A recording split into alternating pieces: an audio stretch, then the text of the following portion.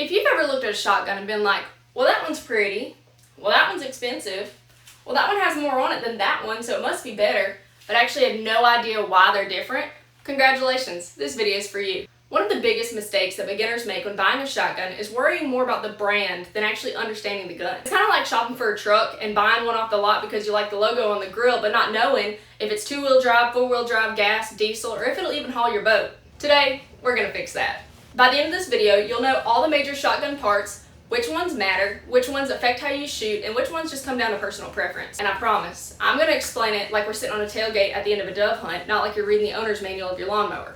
So we're gonna start with the back of the gun and work our way forward. Now, this whole back section right here is called your stock. And honestly, this is probably the most important part of your shotgun. Write that down, write that down! Not because it's the flashiest, not because it's the most expensive, but because this is what determines if your gun is gonna fit or not. Everybody always asks me, Carly, what's the best shotgun? What's the best shotgun? That's like asking me what the best pair of blue jeans is. Are we shopping for me or are we shopping for Shaquille O'Neal? Because plain and simple, if it doesn't fit, it doesn't matter how expensive it is, it's not gonna work for you.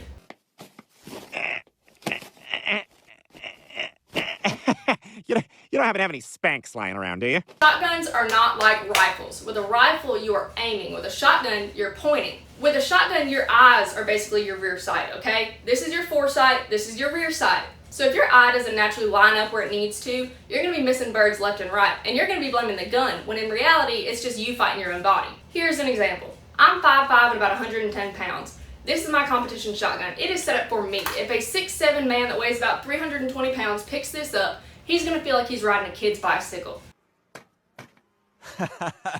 I'm sorry, there's just no way. But again, if a woman about the same height as me picks up this shotgun, she also may not like it because it's fit to me and my personal preferences. For example, I have longer arms than most women, so my length of pull is a little bit different. We're gonna get into that. Arm length, shoulder width, neck length. Every little measurement on your body affects how you shoot your shotgun and how it fits. So you have to stop chasing what somebody else shoots and you have to find what gun fits you. This little pad on the end is gonna look different, can be made of different materials, but this is called your butt pad or your recoil pad. This pad's whole job is to make your shoulder hate you a little bit less. Different materials absorb recoil a little bit differently, but just don't expect it to turn a turkey load into a marshmallow, okay? Physics is still physics. So this distance right here from the back of the stock to the trigger is what people call the length of pull. If your length of pull is too short, you're gonna feel really, really cramped. And if it's too long, you're gonna feel like you're trying to hug a refrigerator, and that's just not comfortable. Neither one of those help you shoot consistently. Your length of pull has got to fit. Think about borrowing somebody else's truck or car. The first thing you do when you get in it is what? Adjust the seat. When you're stretching and your big toe can barely touch the gas pedal, not gonna be very consistent or good, safe driving. The butt pad can be adjusted to affect your length of pull, okay? You can add more to make it longer, or you can try and take away to make it shorter. All right, now this top part where your cheek rests, this is called the comb. Some shotguns have adjustable combs. Every single time you mount your shotgun, your cheek should come to the same exact place on your comb. If it's not, you're not shooting consistently. If your cheek isn't in the same place, then your eye is not gonna be in the same place looking all the way down the rib. And remember, the fit is all about making sure your eye is seeing straight down this rib so that you can see that target every single time. So with this adjustable comb, we spent time getting this thing adjusted to where I like it. I personally set mine a little bit weird, so you're not gonna fit my shotgun the first time you shoot it, right? It took an entire tournament weekend to get this comb exactly where I need it to be. It's just like adjusting your steering wheel in the car. You set it, you don't touch it. Now, does every shotgun need an adjustable comb? No. None of my semi-autos have adjustable combs. Adjustable does not always mean better. It just gives you more options if you need them. Here are two terms that you'll hear eventually if you stay in the shooting space long enough. Cast and drop. Don't panic. Cast just means that the stock can angle slightly to the left or to the right. My comb is kind of cast angled. You can kind of see it right here. You can see where it's a little angled. And drop is how high or low the stock sits compared to the barrels. You don't need to become an engineer over it.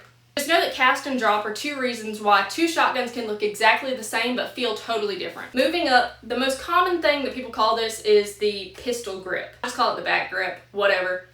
This is where a lot of personal preference and hand size comes in, okay? Because not everybody's hand is gonna fit the same. Some people have very big hands, I have very small hands, so I want this a little bit more narrow. and I like texture. Some of these are chunky, some are skinny, some are more curved than others, some are straight. It just depends on the manufacturer and the style of the gun. It all comes down to preference. And in this video, you're going to notice that preference becomes a major theme. There are some things in a shotgun that are objectively best, but there are some things that just come down to mattering to you. Make sure it fits, because right here is where your hand's going to grab and your finger's going to come up to the trigger, okay?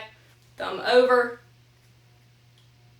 If it's too big or too small, your hand's going to feel awkward and you're not going to be completely comfortable. I just don't think this is like great for me. Complete comfort is the goal. Let's move on to the receiver. Think of this as kind of like the engine bay in your truck. You don't have to know where every single little tiny pin is in here, but it's good to know exactly what's going on. This is where all the important stuff is happening, okay? All of the chemistry, right here. This is also the part of the shotgun where people start confusing words like action, receiver, shotgun. The receiver is what holds all of the important parts together. When you're putting the gun back together, everything comes to the receiver. All of the moving parts, right in here. Just remember, the receiver is where the gun loads, fires, and ejects. All the magic happens right here. There are multiple types of actions, okay? You'll notice that the receiver on different type of action guns may look a little different because they're doing different things, because they're different style guns. So what is a break action shotgun? A break action shotgun is typically an over-under like this one, or a side-by-side. They literally just break open. They're simple, they're reliable, they're easy to inspect, easy to clean. You only have 2 shots. That's why they're so popular in shooting sports, upland hunting, and shooting with instructors.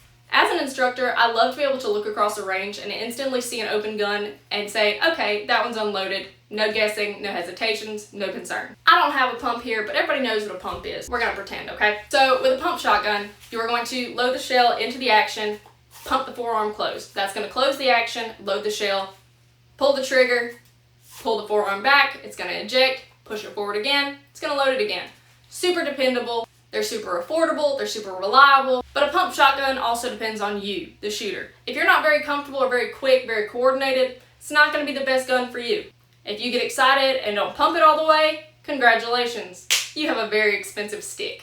Now semi-auto, you load the shells, pull the trigger, bang, shoots, ejects, loads the next one for you, all in one go. But notice how I said semi-auto. You pull the trigger, one shot comes out at a time. It may be quicker than a pump, but it's not a fully automatic weapon. It's not gonna da-da-da-da like Hollywood seems. It's pull, pull, pull. These are so popular because they generally have less recoil and a faster follow-up shot time. A single shotgun, exactly what it sounds like. You load it, you shoot it, you unload it, you reload it, you shoot it, you unload it. You get it? Single shotguns, if you can find one, get your hands on one, they are fantastic learning guns because they help somebody slow down and pay attention. So under your barrel is what we're going to call the magazine tube. You're going to load your extra shells under here. This is where your extra shells are stored until they're needed. Think of it as like your shotgun's pantry. So we have 1 in the action and we'll fit 2 in here. So then we can shoot 3 times. Understood? Now, there is something in here called a plug. In pump and semi-auto shotguns, you have a plug. A plug helps you comply with hunting regulations and legal things. So if I were to take the plug out of this gun, I could fit 4 shells in here, or 5 or 6, or whatever your gun allows. Now, for legal purposes, we're only allowed to have 2 in here at a time, and then 1 in the action, so 3 total. So if I took my plug out and get caught without it, whether I have 3 shells or not, that's a problem. I don't want to go to jail. You know what happens to a handsome guy like me in jail? And this right here, a lot of people call this a lot of different things. So for today's video, we're just going to call this the loading port, and this is how you get shells into your magazine tube, okay? You will get your finger stuck in here at least once. It will humble you, and you're going to learn a new method, and that's okay. We all do it. It happens to the best of us. So you'll flip it over like this, and you'll load your extra shells in. So here's one thing that beginners rarely ever notice, but it's one of those things that once you've been shooting for long enough, you get picky. This little button right here is your bolt release. Different manufacturers make these different, and this is where I'll admit that I'm a little picky. I prefer this bolt release on my Frankie compared to this one here on the Weatherby that's just a little tiny button. This one sticks out a little bit more, it's flatter, it's easier for me to press when I got my duck gloves on and it's 12 degrees outside. I just slap it and keep going. This one, I feel like I gotta search for it. Closes the action. So your action's open, hit this little button, bam. No bolt release is wrong, nothing's right, it's just personal preference, what you like, what's easy for your finger to press. I just like the way that one is way less annoying with duck gloves on in 12-degree weather than others. Now let's hit a few smaller parts. This, obviously, is your trigger. Finger doesn't touch it until you're ready to pull it. and around it is the trigger guard. Its job is to help the trigger from accidentally getting pulled. Also, why giant winter gloves can make hunting just a little bit awkward.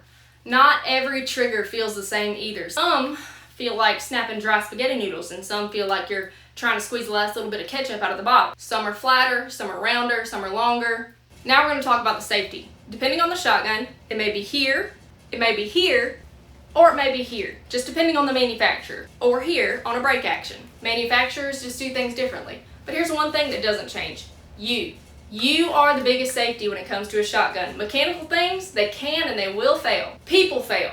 But that's why we stick to good habits and gun safety instead of just trusting one little switch, okay? So here's something that a lot of people argue about, and for the wrong reasons. Barrel length. Barrel length alone does not just magically make your pellets fly further, okay? I don't know who started that rumor, but let's squash it. What a longer barrel does do, it usually gives you a smoother swing. It's got a little bit more weight to the front added to it since it's longer. Think about pushing a buggy at a store. You walk into a Target, one of those nice giant smooth riding buggies, and then you go to the TJ Maxx and you get one of those little tiny little devil buggies that it's like you're pushing a demon around the store. They're both moving, one's just easier to control. So with the added weight at the front of the barrel, it slows your swing down just enough to keep it smooth and keeps you from whipping past birds. So when would you actually want a shorter barrel? That's a great question. Turkey season. Think about hunting a turkey. You're sitting in the woods against a tree, probably pressed against some bushes, you don't know where the bird's coming from, and you're trying to make as little movement as possible. You're in tight quarters here. A shorter barrel is just simply easier to maneuver when you're tucked into places like that, okay? Now, turkey hunting, you're not trying to make this big, bold, beautiful swing like you would a flying bird. You've got one carefully aimed shot. Now compare that to duck hunting, where your ducks don't even want to be in the same zip code as you. That's when you get back to your longer barrel that controls the velocity, but we'll get into that later. Could you kill a duck with a 24-inch barrel? Absolutely. Could you kill a turkey with a 30-inch barrel? Absolutely. But if I were to go out tomorrow to buy a brand new shotgun specifically for turkey hunting every single spring, I'm going to pick a shorter barrel because I know it's going to be more comfortable and more effective in the woods. But if I know that I'm going to go spend every single morning in a duck blind, I'm going to get me a 28-inch barrel just because I want that smoother swing and I want it to just be a lot more comfortable and more practical. None of the barrel sizes are better or the best, they're just optimized for different jobs. Now, on top of your barrel, you have what is called a rib. The rib's job is to help your eye naturally line up all the way down the barrel of the gun. My competition shotgun actually has a raised rib, and that's intentional. That's because my face sits a little bit higher due to how we adjusted the comb. I just like the sight picture it gives me in sporting clothes. Would everybody like it? Probably not. But that's the whole point of this video. Preference, fit, comfort. Those matter way more than copying my shotgun setup. It's all about you, girl. Some ribs are vented. Those aren't just for looks. That's to help when the barrel gets really hot. It helps that shimmer from the heat. You know what the asphalt does when it's really, really hot outside? You can kind of see the mirage. Your barrel will do that too, especially on a black barrel on a hot summer day. Right here at the end of the barrel is called the bead. Some are red, some are green, some are white, some are black. Some barrels even have two beads. Mine has one halfway down. The goal is not to stare at the bead. Again, they're not decorations. They're to help me line up to make sure that my shot's gonna be accurate. Knowing where your face is supposed to be, comparing to the rib and these extra beads, it just helps me stay consistent with my cheek placement when I mount the gun. Your bead is just your reference point. Stop staring at it. Look at your target. Eyes belong on the bird, not the bead. So the front section of your gun, this right here is called the forearm. This is where your support hand is going to spend all day, so please make sure it's comfortable. One thing I never thought I'd become picky about was texture.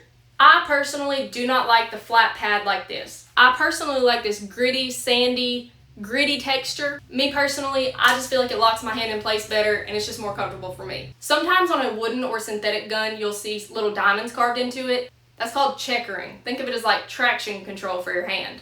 And again, just because I like something doesn't mean you have to. And just because something looks good doesn't mean you're gonna like it. When I'm talking about a muzzle, I'm talking about the end of your barrel where the shot comes out. Right here. These things sticking out of the ends of the barrels, those are called chokes. That's what's gonna control my shot spread. Because remember, in a shotgun shell is full of tiny little pellets. So a shot spread is what those pellets do once it leaves the barrel of the gun. These choke tubes help control how far and wide that spread goes. A more open choke spreads your pattern out wider, and a tighter choke will keep it together for longer. Different jobs need different chokes. Dove hunting, turkey hunting, duck hunting, sporting clays, they all have different purposes. Some chokes stick out past the end of the barrel, and those are called extended chokes. They're much easier to swap, especially if you lost your choke wrench in between dove season and duck season.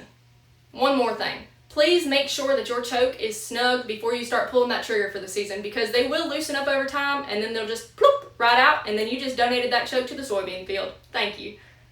If you noticed a pattern today, it was the fact that most of the answers to the what shotgun should I get come down to personal preference. So what are you using it for? Is it gonna fit? Are you comfortable with it? I answered a lot of questions with it depends or it's personal preference. And that's just the reality of it. There's no one size fit all for a shotgun, and there's no sizing guide like boots. I can tell you what fits me, I can tell you what I like, I can tell you if your gun fits you, but I can't go pick out a shotgun just for you, because at the end of the day, it's going to come down to whether you like the way that texture feels, you like the way the trigger pulls. I can't tell you what's going to fit your body better than your own shoulders and experience can. I've watched people absolutely demolish clays out there with a gun that's older than me, and I've watched people shoot like booty with a gun that's more expensive than my first car. The most expensive shotgun is not automatically the best one. The one that fits you and the one you practice with, that is. If this video helped you clear up some of the mystery behind how to pick out your first shotgun, stay tuned, and I'm going to keep explaining more of the firearm industry, hunting, outdoors, and we're going to get you educated without feeling like you're in a lecture. I'll see y'all later.